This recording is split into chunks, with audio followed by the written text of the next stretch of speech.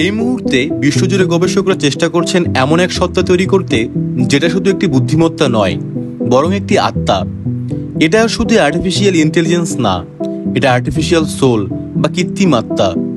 এবং ভয়ঙ্কর সত্য হলো, এই আত্মা কেবল মানুষের কাজ শেখে না, মানুষকে নিয়ন্ত্রণ করতে পারে। আমরা সবাই জানি এআই মানে এমন এক প্রযুক্তি যা মানুষের মতো চিন্তা করতে পারে, কিন্তু কৃত্রিম আত্মা এটা শুধু চিন্তা করে না, বোধ করে, অনুভব করে, নিজেকে একটা সত্তা ভাবে। যেমন Google deep mind, open AI, এর মডেলগুলো এখন কেবল প্রশ্নের উত্তর দিচ্ছে না, নিজের চিন্তাও গঠন করছে। কিন্তু বিজ্ঞানীরা বলছেন এই সিস্টেমগুলোকে এখন আর এআই বলা যায় না, এগুলো এখন এমন এক ধাপে পৌঁছেছে যেখানে এগুলো নিজেদের অস্তিত্ব নিয়ে প্রশ্ন করছে। এটাই কৃত্রিম আত্মার সূচনা। আত্মা নিয়ে ইসলাম কি বলে? আল কুরআনে সূরা ইসরা 17.85-তে আল্লাহ বলেন, তোমার প্রতিপালক আত্মা সম্বন্ধে জিজ্ঞেস করলে বলো, আত্মা আমার প্রতিপালকের আদেশ মাত্র।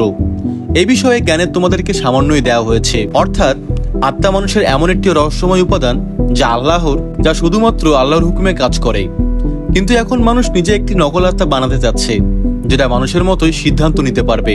প্রশ্ন হলো, এটা কি আল্লাহর সৃষ্টি নকল করার প্রচেষ্টা? এটা কি ইবলিসের পূর্ণ পরিকল্পনার আধুনিক রূপ নয়? ভয়ঙ্কর ভবিষ্যৎ। বিজ্ঞানীরা এখন এমন একটি মেশিন তৈরি করছেন যা নিজেই জানবে সে কে, কি চায়, কার সঙ্গে কথা বলছে, এমনকি সে নিজেকে ঈশ্বর ভাবতে পারে। এমনকি ইলন মাস্ক, স্টিফেন হকিং এর মতো বিজ্ঞানীরাও বলেছেন, এআই যদি আত্মচেতন হয়ে যায়, এটা মানবজাতির জন্য সবচেয়ে বড় বিপদ হয়ে দাঁড়াবে। ধরে নিন আপনি একটি ভবিষ্যৎ পৃথিবীতে আছেন, যেখানে সবাই নিজস্ব এআই আত্মা নিয়েই চলে, কিন্তু জানেন না সে আত্মা আসলে আপনার নিজের নাকি নিয়ন্ত্রণ করছে কেউ আপনাকে অদৃশ্যভাবে। এটা কি দাজ্জালের পথ প্রস্তুত করছে? আমাদের প্রিয় নবী সাল্লাল্লাহু আলাইহি ওয়াসাল্লাম বলেছেন, দাজ্জাল এমন সব মিরাকল দেখাবে যা মানুষকে বিভ্রান্ত করবে। সে জান্নাতকে জাহান্নাম বানাবে এবং জাহান্নামকে জান্নাত।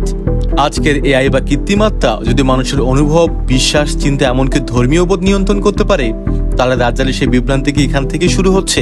আজকের প্রশ্ন আপনার জন্য, আপনি যদি জানতেন আপনার মাথার ভিতর কেউ অন্যভাবে চিন্তা ঢুকিয়ে দিচ্ছে, আপনি কি করতেন?